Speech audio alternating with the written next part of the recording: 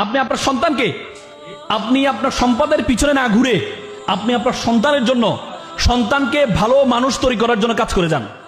সন্তানকে সুশিক্ষা দিয়ে যান। মৃত্যুর পর আপনার সকল আমল বন্ধ হয়ে যাবে। আপনার আমল থাকবে, আপনি যে একটা সুসন্তান রেখে যাবেন, এই সুসন্তান যত আমল করবে সে আমলের একটা অংশ আপনার আমল নামে আসবে। আর আপনার যে সন্তান আপনি রেখে যাচ্ছেন, এই সন্তান যত গুনাহ করবে এই গুনার একটা দায়ভার আপনাকে নিতে হবে। আল্লাহ তাআলা কোরআনে বলেছেন, ইকরা পড়ো, রব্বিকাল্লাযী খলক, যিনি তোমাকে সৃষ্টি করেছেন, খলাকাল ইনসানা মিন আলাক, যিনি তোমাকে জমাট বাঁধা রক্ত থেকে সৃষ্টি করেছেন। তার মানে আল্লাহ তাআলা এখানে জীববিজ্ঞান শিখিয়েছেন।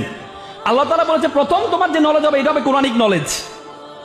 প্রথম যে তোমার নলেজ হবে সেটা হবে কোরআনিক নলেজ, দ্বিতীয় যে নলেজ হবে সেটা হবে তোমার জাগতিক নলেজ। এই জন্য আপনার সন্তানকে জাগতিক নলেজ দেখবেন। আজকে বাংলাদেশের স্কলাররা সবচেয়ে বেশি জনপ্রিয় স্কলার কারা? যাদের কোরআনিক নলেজ আছে পাশাপাশি জাগতিক নলেজ আছে, যারা আরবিতেও সুন্দর জানে আবার ইংরেজিও সুন্দর জানে। তার মানে আল্লাহ আমাদেরকে, আমরা সবসময় ইকরা বিসমি রব্বিকাল্লাযী খালাক এই আয়াতের ব্যাখ্যা করি, কিন্তু খলাকাল ইনসানা মিন আলাক, যে তোমাকে জমাট বাঁধা জীববিজ্ঞান শিখিয়েছেন আল্লাহ তাআলা।